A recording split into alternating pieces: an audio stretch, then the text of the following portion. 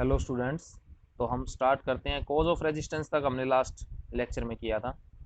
तो cause of resistance में मैंने आपको बताया था कि जो एटम्स और आयंस उनका अरेंजमेंट कैसा है, उस अरेंजमेंट पे डिपेंड करता है आपका रेजिस्टेंस। कि जो लैटिस फॉर्मेशन है, लैटिस फॉर्मेशन का मतलब है कि कोई भी सॉलिड बनता है तो उसमें जो आयन है यानी जो इलेक्ट्रॉन निकल गए एटम से वो फ्री इलेक्ट्रॉन कहलाए, और जिससे इलेक्ट्रॉन निकले जिस एटम से वो आयन कहलाए। तो इन आयन की कोई एक पर्टिकुलर लोकेशन होती है सॉलिड के अंदर, वो अपनी उस लोकेशन पे फिक्स होते हैं, वो इमोबाइल होते हैं, मूव नहीं कर सकते, वो केवल वाइब्रेट कर सकते हैं टेम्परेचर के कारण। उसी जगह पर अपनी जगह पर रहते हुए आयंस ऊपर नीचे दाएं बाएं आगे पीछे कहीं पे हो सकते हैं, लेकिन उस जगह को नहीं छोड़ेंगे। यानी ऑसिलेशन हो सकते हैं, वाइब्रेशन हो सकते हैं। तो उनकी लोकेशन कैसी है इस चीज पर निर्भर करता है। ये अरेंजमेंट आपका एक रेगुलर अरेंजमेंट है, एक रैंडम अरेंजमेंट है। इस पर निर्भर करता है कि जो मटेरियल आप ले रहे हैं उसका रेजिस्टेंस कितना होगा, कम होगा या ज्यादा होगा, उसकी रेजिस्टिविटी कम होगी या ज्यादा होगी। और रेजिस्टेंस साथ में length of material, area of cross section of material पे भी डिपेंड करता है। वो आप 10th क्लास में ही पढ़ चुके हैं। R is equal to rho l by A, rho होती है रेजिस्टिविटी। तो अब हम आगे पढ़ते हैं। अब आगे आप देखिए, तो अपनी ये नोट्स साथ साथ बनाते रहें। तो ये देखिए, हाई रेजिस्टिविटी ऑफ नाइक्रोम। अब ये एलोय की बात चल रही है यहाँ पे। तो एलोय क्या है? दो या दो से अधिक मेटल्स के कम्बिनेशन से बनता है, मटेरियल्स के कम्बिनेशन से बनता है। तो एलोय की जो रेजिस्टिविटी होती है वो खुद जिन मेटल से वो बना है, यानी जो कंस्टिट्यूएंट मेटल है जिनसे मिलकर वो बना है एलोय, उन मेटल की रेजिस्टिविटी से ज्यादा रेजिस्टिविटी होती है एलोइज की इन जनरल। आमतौर पे ज्यादातर केस में ये देखने को मिलता है। तो नाइक्रोम बना है निकल और क्रोमियम से।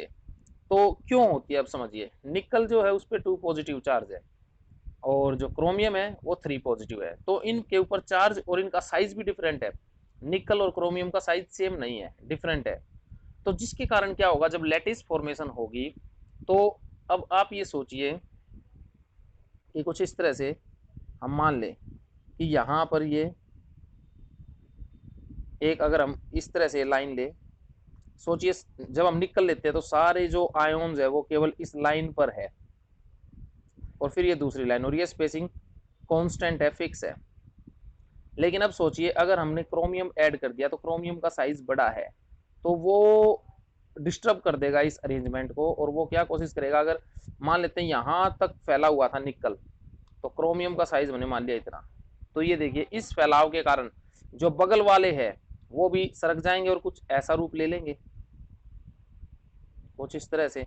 तो ये लाइनें अब सोचिए, तो एक क्रोमियम है, कहीं और पे भी क्रोमियम आ गया तो भी डिस्टर्ब हो गया, तो भी हर जगह पे जो अरेंजमेंट था उसमें फर्क आ गया। तो ये रैंडम हो गया, रैंडम अरेंजमेंट हो जाता है जब दो अलग अलग मटेरियल को आप एक साथ लिक्विफाई करके एक तरह से, और फिर उन्हें सॉलिड करते हैं, उन्हें मिक्स कर देते हैं और फिर सॉलिड करते हैं। तो एलोय जो आपको मिलता है उसमें केवल एक मेटल के एटम ना होके अलग अलग मेटल्स के एटम होते हैं, और उनके साइज डिफरेंट है, जिसके कारण जो लैटिस फॉर्मेशन है जहां जहां पे आयन को बैठना था वो डिस्टर्ब हो जाती है, वो रैंडम हो जाती है।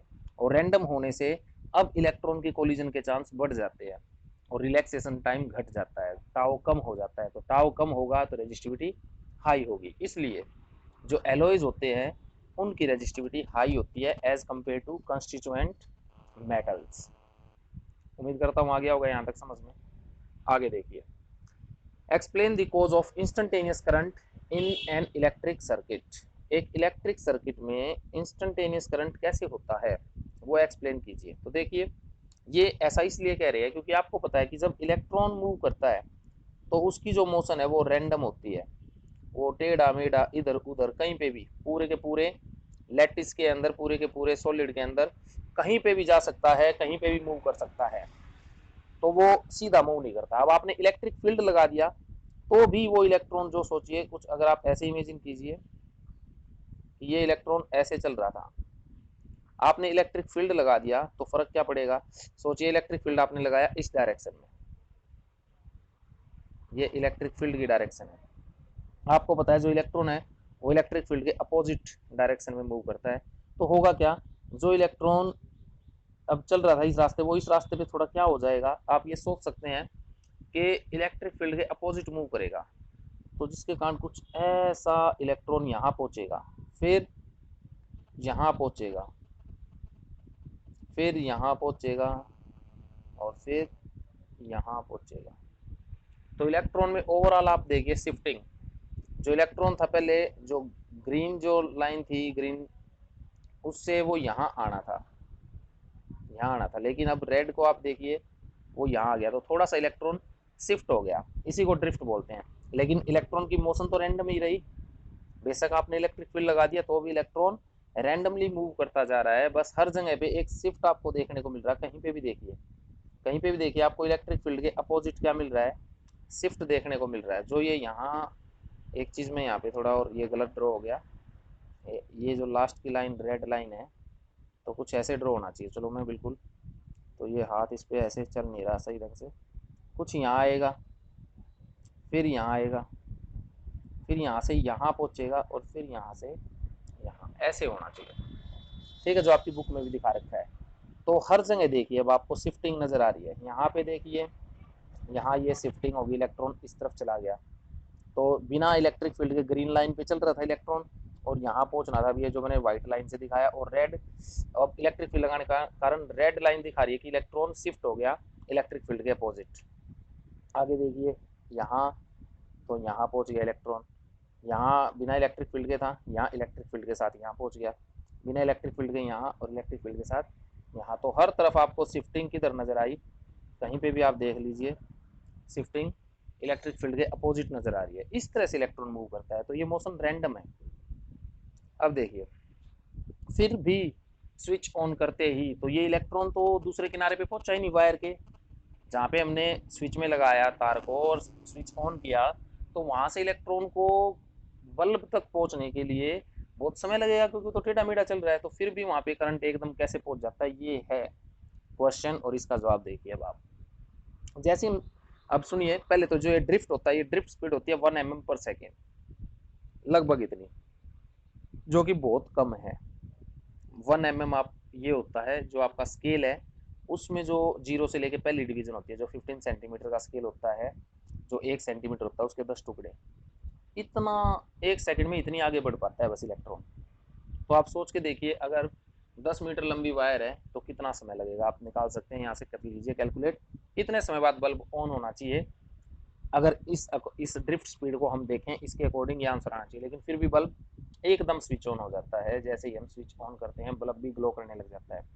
तो समझिए कैसे, तो इसको हम बहुत अच्छे से आप समझ सकते हैं। ये देखिए एक सिचुएशन इसमें दी हुई है, the above situation is analogous to the flow of water in a long pipe. एक बहुत ही बड़ा पाइप आपके पास, ये सोचिए लगभग 100 मीटर 200 मीटर लंबा पाइप है, और उस पाइप में पानी भरा हुआ है, और आगे एक तरह से ये फॉसेट या आप टैप बोल सकते हैं, टैप लगी हुई है और पानी भरा हुआ है, और पीछे से हम पानी को चलाते हैं, एक साइड से प्रेशर छोड़ते हैं पानी का, पानी पूरे में भरा हुआ है, और उस टैप को जैसे ही इधर से प्रेशर छोड़ा, उधर से हमने टैप को खोल दिया, तो आप क्या देखेंगे, प्रेशर जो पीछे से हमने डाला वाटर के ऊपर, जो प्रेशर वेव है वो जो है वो बहुत तेजी से दौड़ती है। लेकिन जो पानी आपने पीछे डाला है, सोचिए वो अलग कलर का पानी है, उस पूरे पाइप में पानी भरा हुआ था, ऐसे सोच सकते हैं आप, ऐसे सोचिए ये पाइप है, और इस पूरे के पूरे पाइप के अंदर वाटर है, और आपने यहाँ से वाटर और डाल दिया, और पानी आप डाल रहे हैं, तो आप देखेंगे जैसे ही आप यहाँ से पानी डालेंगे, यहाँ से पानी निकलना स्टार्ट हो जाएगा। ये एक फ्लैट सरफेस पे बिल्कुल ऐसे इमेजिन कीजिए, और इस तरह से आप सोच सकते हैं कि कुछ एक, जैसे कि खेत में नहीं होता पानी जिसमें बहता है, इस तरह का हमारे पास एक, ये खाल बोलते हैं शायद उसको, वो बना हुआ है। अब उसमें पानी रुका हुआ है, पूरे में खेत तक पानी गया हुआ है, लेकिन अब वो रुक चुका है सोचिए। लेकिन जैसे आप पीछे से ट्यूबवेल को ऑन करते हैं, पानी को छोड़ते हैं, तो आप देखते हैं जहाँ खेत में पानी था वहाँ वाला पानी भी क्या हो गया है। ये ज़्यादा लंबी दूरी की बात नहीं कर रहा मैं, ये नहीं कि 2 किलोमीटर 3 किलोमीटर की बात कर रहे हैं, 100 मीटर की रेंज में बात कर रहे हैं। तो जैसे यहाँ से पानी का प्रेशर आया, ठीक है, उधर भी पानी चलने लगा। इस तरह की सिचुएशन आप सोचिए। तो ऐसा ही यहाँ पर है पाइप के अंदर। इसमें मैं पाइप इसलिए ले रहा हूँ क्योंकि वो जो चीज़ है जिसमें हम बात कर रहे हैं खाल के अंदर, वो खुला हुआ है, उसमें पानी क्या है, ऊपर चढ़ सकता है, पानी का लेवल बढ़ सकता है जितना पानी है। पाइप में हम क्या मान के चल रहे हैं, पूरी पाइप पानी से भरी हुई है, ऐसे इमेजिन, तो ये आपको इमेजिन करनी पड़ेगी ये सिचुएशन। तो आप अब कुछ फील आ गया होगा। या ये सोच लीजिए कि जैसे ही आपके घरों में टंकी है, पानी की टैप है, आप जैसे ही टैप को खोलते हैं पानी आना स्टार्ट हो जाता है, जबकि टंकी के अंदर जो पानी है वो पानी यहाँ नहीं पहुंचा। तो कौन सा पानी पहुंचा, जो ऑलरेडी टैप तक था पानी, टैप तक जो वाटर था, जो टैप तक आया हुआ था, वही वाटर खोलते ही आगे बढ़ा है। तो ऐसा ही होता है वायर के अंदर, उसमें भी क्या होता है, पूरी की पूरी वायर में जैसे ही हम स्विच ऑन करते हैं इलेक्ट्रिक फील्ड फैल जाता है, कितनी स्पीड से, 3 × 10⁸ मीटर प्रति सेकंड, जो कि बहुत ज़्यादा स्पीड है। इतनी स्पीड है कि आप 1 सेकंड में यहाँ से लेकर चांद तक पहुँच सकते हैं। तो इतनी बड़ी तो कोई वायर होगी नहीं अर्थ पे। तो इतनी बड़ी वायर, मतलब इतनी बड़ी वायर तो यूज़ कर नहीं रहे कि यहाँ से लेकर इतनी लेंथ की हम यूज़ कर रहे हैं। तो इतनी बड़ी जो वायर है उसमें भी कितनी तेज़ी, 1 सेकंड में पूरे में इलेक्ट्रिक फील्ड फैल सकता है 3 × 10⁸ मीटर में। तो ये सोचिए, घरों में तो बहुत ही छोटी छोटी वायर्स है, तो बहुत ही आसानी से जैसे ही स्विच ऑन करते हैं इलेक्ट्रिक फील्ड फैल गया। इलेक्ट्रिक फील्ड को आप सोच सकते हैं जैसे प्रेशर वेव, वाटर में बता रहा था, जैसे एक प्रेशर आपने डाला, इधर से प्रेशर डाला, दूसरी तरफ पानी निकल गया। तो प्रेशर वेव 1400 मीटर प्रति सेकंड से दौड़ती है। तो यानी 1400 मीटर की अगर कोई वायर होगी तो उसमें तो 1 सेकंड के अंदर आपकी कोई एक घटना देखने को मिल जाएगी कि इधर से प्रेशर डाला, उधर वेव निकल भी गई, एक और वाटर निकल भी गया। तो यही चीज़ यहाँ है। तो आप जैसे ही स्विच ऑन करते हैं तो पूरी वायर में इलेक्ट्रॉन भरे हुए हैं, जैसे पूरे पाइप में पानी भरा हुआ था। तो जैसे ही एक इलेक्ट्रॉन पे फोर्स लगता है वैसे ही हजारों सैकड़ों सभी पे लगता है। तो जो जहाँ पर है वहीं की वहीं थोड़ा सा ड्रिफ्ट कर जाता है। और जो अब बल्ब है, बल्ब के फिलामेंट में जो इलेक्ट्रॉन है वो भी क्या कर गए, वो भी सारे के सारे ड्रिफ्ट कर गए, क्योंकि इलेक्ट्रिक फील्ड तो सब में पूरा पूरे वायर में फैल गया 1 सेकंड से भी कम टाइम में। तो जैसे ही स्विच ऑन किया इलेक्ट्रिक फील्ड फैला, इलेक्ट्रिक फील्ड फैलते ही जो इलेक्ट्रॉन फिलामेंट में थे उन सभी पे भी क्या लगा, फोर्स, और वो ड्रिफ्ट कर गए, और ड्रिफ्ट करते ही करंट बना, करंट बनते ही आपका बल्ब स्विच ऑन हो गया। तो ये कारण है कि इतनी कम स्पीड होती है इलेक्ट्रॉन के मूव करने की, 1 mm/s, फिर भी कैसे आपका बल्ब ग्लो कर गया। तो जो इलेक्ट्रॉन स्विच के जहाँ पर तार को हमने स्विच में लगाया वहां पर है, वो इलेक्ट्रॉन वहां तक नहीं पहुंचा अभी, लेकिन जो इलेक्ट्रॉन ऑलरेडी फिलामेंट के अंदर है वो इलेक्ट्रॉन मूव करने लगे, और उनके मूव करने से करंट बन गया और बल्ब ग्लो कर गया। तो उम्मीद करता हूँ समझ में आया होगा। नहीं तो वीडियो को पॉज कीजिए या दोबारा से आप इसको दोबारा से देखिए, समझ में आ जाएगा। ध्यान से सुनिए, समझिए, आगे देखिए। Mobility of charge carrier, mobility of charge carrier ये क्या है, तो आप देखिए कोई भी कंडक्टर है उसकी कंडक्टिविटी, जैसे रेजिस्टिविटी होती है, हमें बताती है कि कोई कंडक्टर कितना अच्छे से करंट को पास होने देगा या करंट को रोकेगा। तो जिसकी रेजिस्टिविटी ज़्यादा वो करंट को रोकेगा, वो ज़्यादा अच्छा कंडक्टर नहीं कहलाएगा। तो कंडक्टिविटी, रेजिस्टिविटी का उल्टा होता है कंडक्टिविटी, जिसकी कंडक्टिविटी अच्छी वो अच्छा कंडक्टर। तो कंडक्टिविटी की जानकारी आपको मोबिलिटी से मिल जाएगी। और कंडक्टिविटी मोबाइल चार्ज कैरियर के कारण होती है, जो चार्ज कैरियर मूव कर सके। जैसे मेटल में इलेक्ट्रॉन्स होते हैं चार्ज कैरियर, ऐसे ही इलेक्ट्रोलाइट में पॉजिटिव और नेगेटिव दोनों आयन हो सकते हैं। सेमीकंडक्टर में इलेक्ट्रॉन एंड होल कैरियर हो सकते हैं। तो देखिए, तो mobility of A charge carrier क्या होती है, म्यू इसका सिंबल है, इज इक्वल टू VD/E। कि जब आपने इलेक्ट्रिक फील्ड लगाया तो यूनिट इलेक्ट्रिक फील्ड में लगाने पर, मान लो एक कंडक्टर आपने कॉपर का लिया, एक सिल्वर का लिया, दोनों की लेंथ सब कुछ सेम, एरिया भी सेम, मोटाई भी सेम, बस कंडक्टर अलग है, दोनों को सेम बैटरी से जोड़ा। तो आप क्या देखेंगे कि जो कॉपर है उसके भी इलेक्ट्रॉन्स ने ड्रिफ्ट स्पीड प्राप्त की, और आपकी सिल्वर है उसके भी इलेक्ट्रॉन ने ड्रिफ्ट स्पीड प्राप्त की, और इलेक्ट्रिक फील्ड दोनों को क्या मिला, सेम, क्योंकि लेंथ सेम है। V/L इलेक्ट्रिक फील्ड का फॉर्मूला होता है वोल्टेज बटे लेंथ ऑफ द कंडक्टर। तो वोल्टेज सेम दे रहे हैं, बैटरी सेम बैटरी से कनेक्ट करके, लेंथ सेम है दोनों कंडक्टर की, बस मटेरियल डिफरेंट है।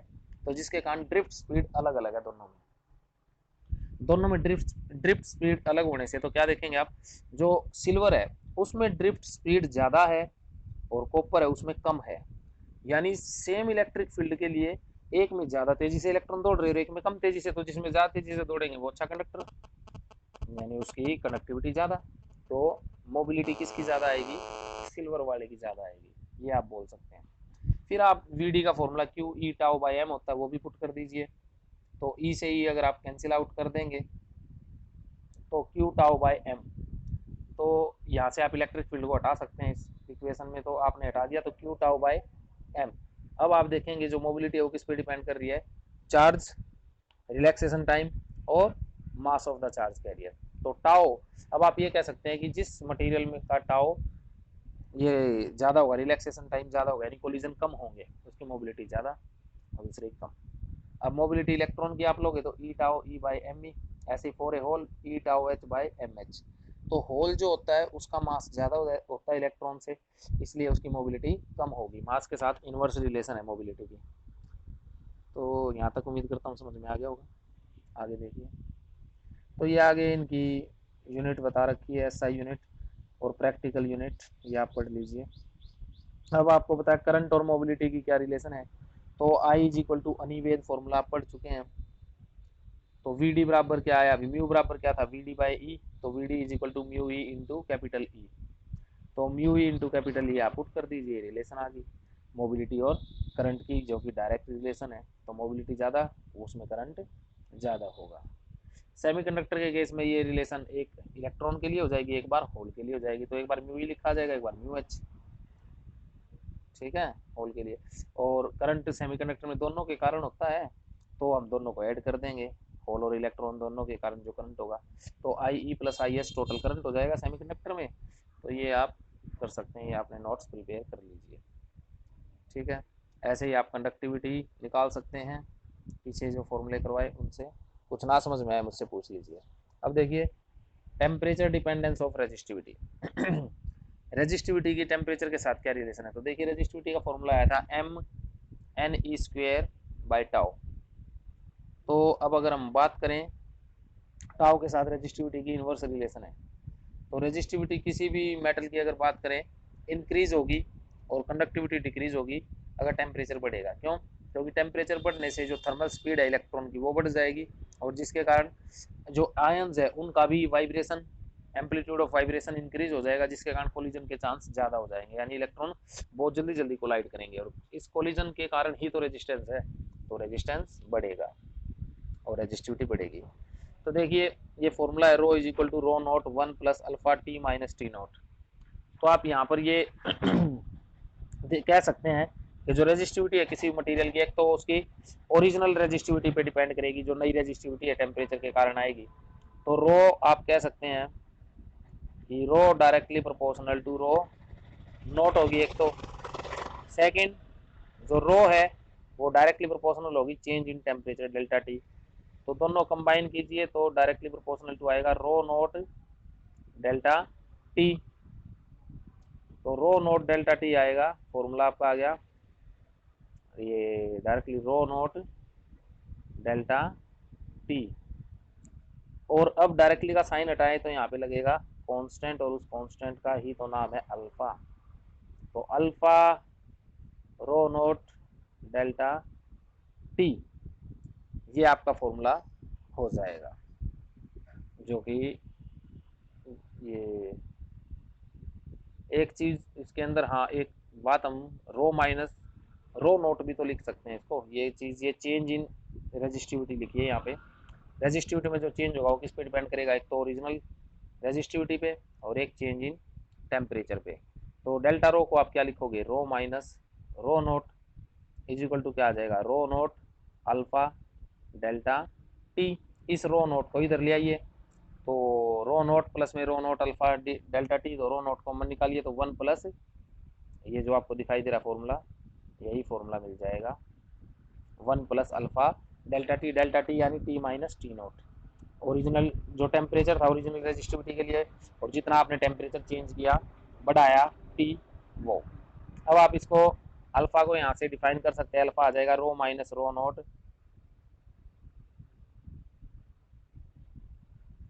ये देखिए rho minus rho naught upon में rho naught into T minus T naught. तो मान लेते हैं स्मॉल चेंज है, तो रो माइनस रो नोट को डी पी लिख दो, rho naught T minus T naught को डी टी लिख दो। तो ये आपका resistivity alpha coefficient of resistivity का फॉर्मूला मिल गया आपको। तो देखिए अब आप ध्यान दीजिए यहाँ पर, टेम्परेचर कोफिशिएंट ऑफ रेजिस्टिविटी इसको हम बोलेंगे अल्फा को, और इसकी यूनिट होगी पर डिग्री सेल्सियस। मेटल के लिए अल्फा पॉजिटिव होता है और लगभग 4 इंटू 10 की पावर माइनस 3 डिग्री सेल्सियस पर डिग्री सेल्सियस होता है। अब इसमें अगर हम बात करें लो टेम्परेचर पे जो रेजिस्टिविटी होती है किसी भी कंडक्टर की, वो लो टेम्परेचर पे नॉन लीनियर होती है, यानी डायरेक्ट रिलेशन नहीं होती। तो लो टेम्परेचर पे प्योर मेटल की जो रेजिस्टिविटी है वो increases as a higher power of temperature, temperature की हायर पावर पे डिपेंड करती है। तो जैसे यहाँ दिखाया गया है, ये जो ग्राफ दिखाया गया ना ऐसे, ये लीनियर नहीं है, ये लो टेम्परेचर पे देखिए 50 केल्विन, 100 केल्विन, 150 केल्विन, 0.2, 0.4, ठीक है रेजिस्टिविटी। ऐसे ही अब हाई टेम्परेचर पे अगर आप देखते हैं तो 200, 400, 600, 800 केल्विन, तो उस पर हमें एक लीनियर रिलेशनशिप देखने को मिलती है। तो वेरिएशन ऑफ रेजिस्टिविटी दिखा रखी है ये ए में लो टेम्परेचर पे, और बी में हाई टेम्परेचर पे, और बी में किसकी दिखाई गई है, नाइक्रोम की दिखाई गई है। नाइक्रोम जो वायर है उसका अगर हम बात करें 0 केल्विन पे भी कुछ रेजिस्टिविटी होती है, और उसके बाद जैसे जैसे आप टेम्परेचर बढ़ाते हो तो रेजिस्टिविटी लीनियरली बढ़ती जाती है। सेम इसी प्रकार रेजिस्टेंस को लिख सकते हो, R T is equal to R naught 1 + α T. तो आर टी डिग्री सेल्सियस पे तापमान, आर नोट 0 डिग्री सेल्सियस पे, और टी राइज इन टेम्परेचर। ऐसे ही सेमीकंडक्टर, तो ये वाला आपके सेमीकंडक्टर वाला आपके सिलेबस में है नहीं। तो ठीक है स्टूडेंट्स, आज इतना ही करते हैं। तो अगर आपको कुछ समझ में ना आए, अगर कुछ भी आपको समझ में नहीं आता है तो आप मुझे व्हाट्सअप कर सकते हैं या कॉल कर सकते हैं।